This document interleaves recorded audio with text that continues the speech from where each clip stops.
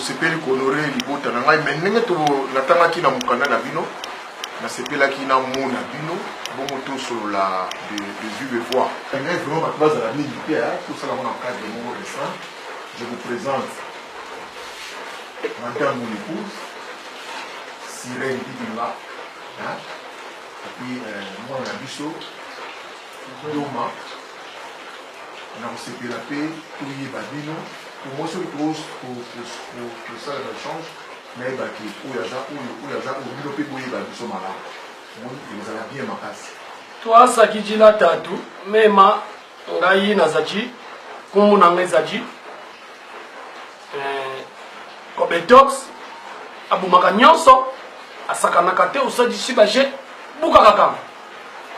Nokuya, moi, mon badjo ya Vanjawa. Je suis clôturé du botte de maman naïe. Mais je suis Noko qui connaît bien et puis qui noie. Oyi vous avez mon oyo. Na oyi nyoso toyo. Ce sont des bases. Nous nyoso na mukili faut vous avez la base.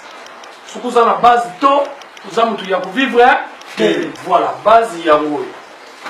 Donc en bref, naza Noko naïe.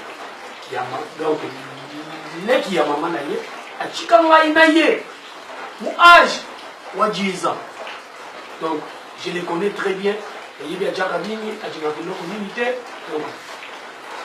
Donc, par rapport à l'idée, nous savons que Kolo Makam, Oyo, a Valisi Biso le Loawa, ils alliés. Mais bien sûr. Après, c'est Biso de Combo là,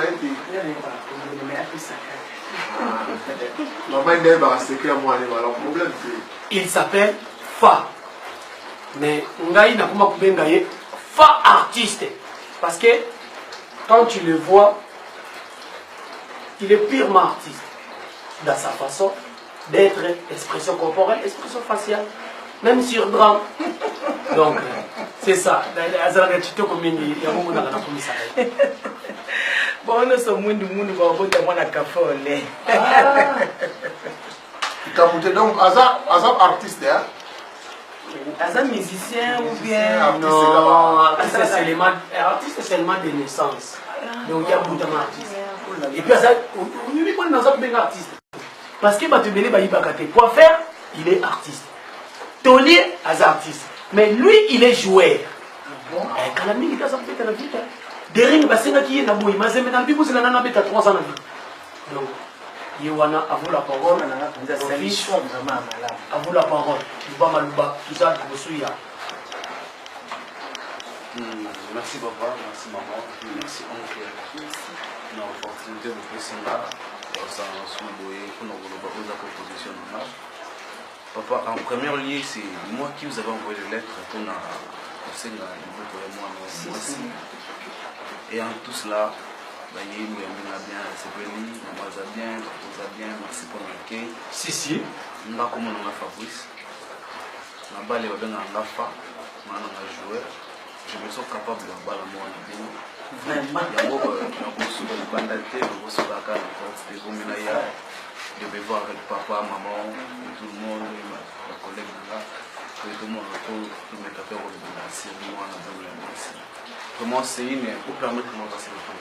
À la fin, on a ce qu'il a est très bon éduqué, à la maturité, à l'intelligence. Je me considère quand même. Et on n'est pas allé très loin. Oncle Aza Awa, je crois que c'est avec lui que nous voilà. En tout cas, papa Jimmy Sangaï, lui, c'est Bogard de la presse. Il est journaliste en internet.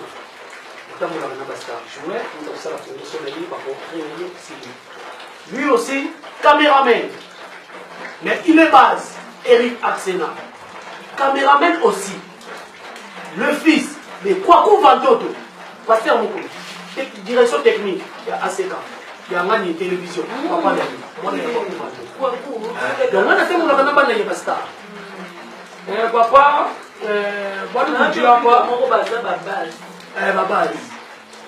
papa omoni makambo izaja oza nini okoki kobala mwasi okoki kosepela na mwasi même yo papa ne vous en wana tant que c'est bien que maman a fait ça tu donc au bout de ça pour là aussi en fait quand même ma famille ba Jimmy donc ma famille ba Jimmy ba base na yo ba Jimaki ndele luto moni yo na mama oboteli biso mwana ya mwindu oyo mwana nanga akoyi utubaka mayanga mais bwalu buji apa tatouani moni fa azungi mwa mukesima amoni ki azalaki na erreur yango ezali nini papa moni moto na mokiji il faut koyeba kotambola erreur oyo frère Sadji soki ameki koinsister il est radié il est suspendu il est nakoki koloba moko nini donc base na ye oyo bavandaka na ye même ngai noko na ye oyo je savais pas qu'aza ma fiancée ya mwana na bino. Ah bon? Oui, c'est tout à fait ridicule, embêtant. Base ba yebito noko na ye na la na ye ndako moko tilelo alba na ngaki ne pas na ye na ba non uju somba pa kwa ni mema na yebito base bavandi Sadji conférence de presse analyse. C'est trop vite. Cela veut dire tout ce qu'on a nous à sur la base. Ce qu'on a sur la base, tu nous dis que tu bois. Tu as coupé sa bino. D'abord, quel discours vous l'avez dit que ma fiancée il fallait dans 5 jours, 6 jours. Et pour ça, la magie c'était à sur la base. Parce que bateau, ils ont comme yo. Bah, voici d'ailleurs depuis, parce que d'ailleurs, il y a une bombe. N'a pas eu d'avoir tout le monde ça de yo. Soit ils ont comme bomba. Ah bon? Là, tu vas pas base, tu vas pas se mettre sur ça. Eh? Ah, votez là, votez. Maman, on doit aller là. Faut pas faire la base, il roule là yo. Votez là, maman. Si le film est fini. Votez là. Votez là, maman. Maman, on finit en live. Votez. Yo. Papa, maman, s'il vous plaît. S'il vous plaît.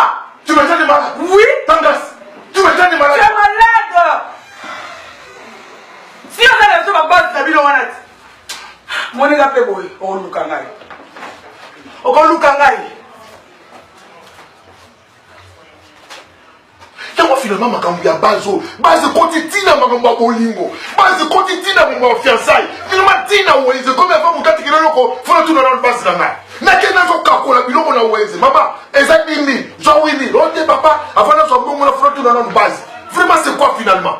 Hein? Nous te recevons sur ce loco, moi tu comprends ma tête pour la base. Mais cette base, on détruit ma moka. Dis, non.